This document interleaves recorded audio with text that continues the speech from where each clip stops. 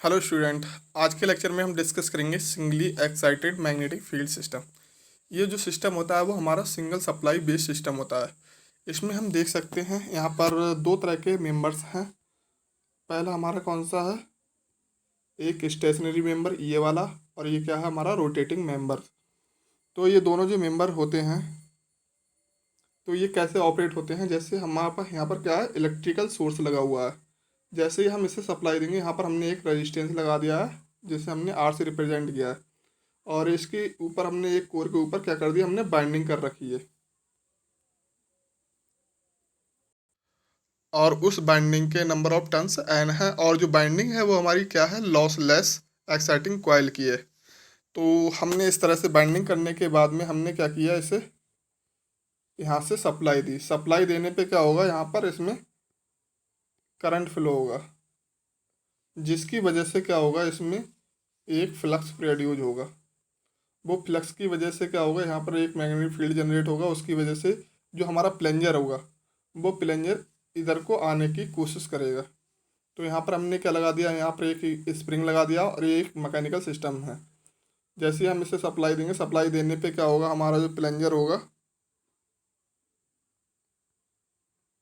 Plunger क्या होगा, इससे कनेक्ट हो जाएगा। और जैसे ही हम सप्लाई को यहाँ से क्या करेंगे, डिस्कनेक्ट करेंगे। डिस्कनेक्ट करने पे हमारा जो प्लंजर जहाँ पर है उसी डायरेक्शन में वापस आ जाएगा, क्योंकि यहाँ पर जो ये स्प्रिंग लगा हुआ है उसकी वजह से वापस आ जाएगा। और यहाँ पर इन दोनों के बीच में ये जो दोनों सेक्शंस हैं, ये जो स्टेशनरी और ये रोटेटिंग, इन दोनों के बीच में क्या है, ये ईयर गैप है। इस ईयर गैप में मैग्नेटिक फील्ड की वजह से यहाँ पर ये प्लंजर इधर आ जाता है। इस तरह से हमारी क्या करती हैं, रिले वर्क करती हैं इसी प्रिंसिपल पे। अब हम इसका डेरिवेशन देख लेते हैं। ई इक्वल टू क्या होता है, N D phi over D T. एक इसे क्वेश्चन नंबर वन मान लिया। और equal to D psi over D T भी होता है, जहाँ पर साई क्या है, फ्लक्स लिंकेज है। इसे इक्वेशन नंबर 2 मान लिया। तो फ्रॉम इक्वेशन 1 और 2 से क्या हो जाएगा, हमारा psi equal to N phi हो जाएगा। इसे हम इक्वेशन नंबर 3 मान लेंगे। फिर हमारा ये वाला जो सिस्टम है, इसमें क्या करेंगे हम, इसमें KVL अप्लाई कर देंगे। KVL अप्लाई करेंगे तो क्या आएगा हमारा, B equal to I R plus E, जो यहाँ पर EMF होगा। तो इस तरह से हमारी क्या इक्वेशन नंबर 4 बन जाएगी। और फोर्थ इक्वेशन को हम यहाँ पर ई को हम D sine over D T भी लिख सकते हैं, जैसे हमने इक्वेशन नंबर 2 में लिखा था।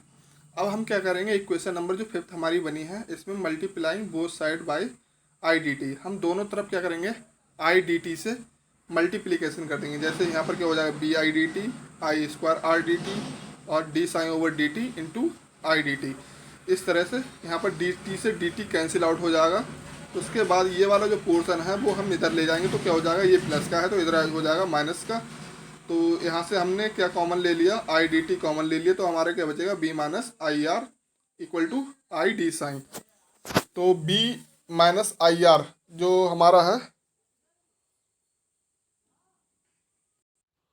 वो इक्वेशन नंबर अगर 4th से देखें तो यहाँ पर क्या हो जाएगा, ई इक्वल टू क्या हो जाएगा, बी माइनस आई आर हो जाएगा। तो इस तरह से हमारी इक्वेशन नंबर 6 बन जाती है। और इसे हम डी डब्ल्यू इलेक्ट्रिक फील्ड भी लिख सकते हैं। तो इक्वेशन नंबर हमने इसे 7 बना दिया। अब now armature is held the fixed at position x,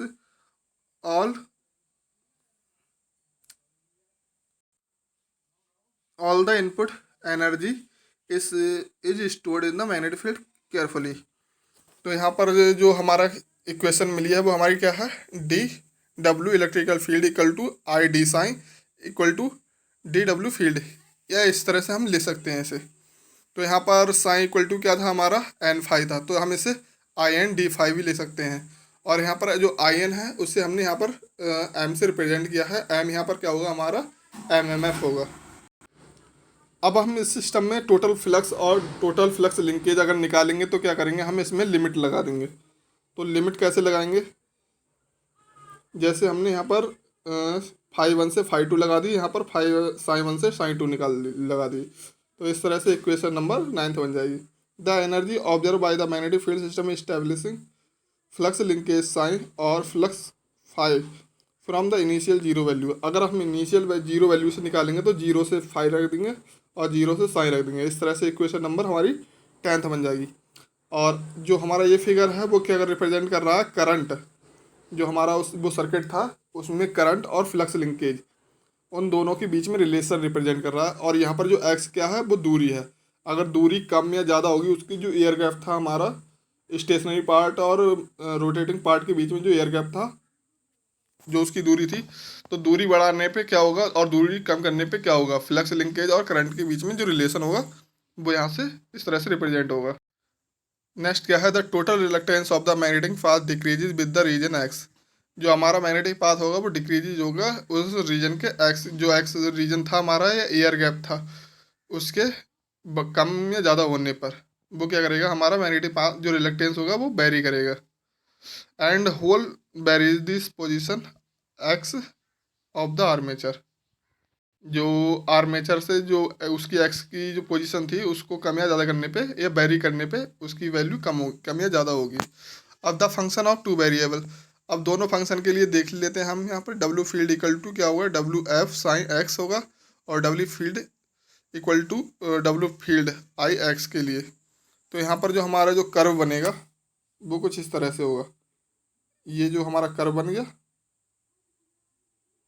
इस कर्व के बाद ये हमने लाइन खींच दी पैराबोलिक।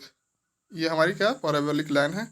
इसके बाद में जो हमारा अपर पार्ट होगा वो क्या हो जाएगा, हमारा एनर्जी का हो जाएगा, और जो नीचे वाला पार्ट है वो को एनर्जी का हो जाएगा। और ये दोनों रिलेशन किसके बीच में है, जो साइन है हमारा, ये साइन क्या है, फ्लक्स लिंकेज है, आई क्या है, इसमें करंट है। तो हमारा जो इक्वेशन, ये वाली इक्वेशंस है, इक्वेशन नंबर 12, इससे ये रिप्रेजेंट हो रहा है।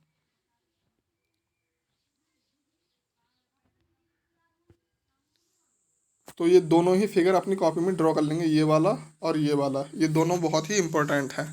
एनर्जी को एनर्जी जब पूछता है तो उसमें हम इस तरह के दोनों फिगर बना के ये इक्वेशंस लिख देंगे। तो इस लेक्चर में बस इतना ही। Thank you so much.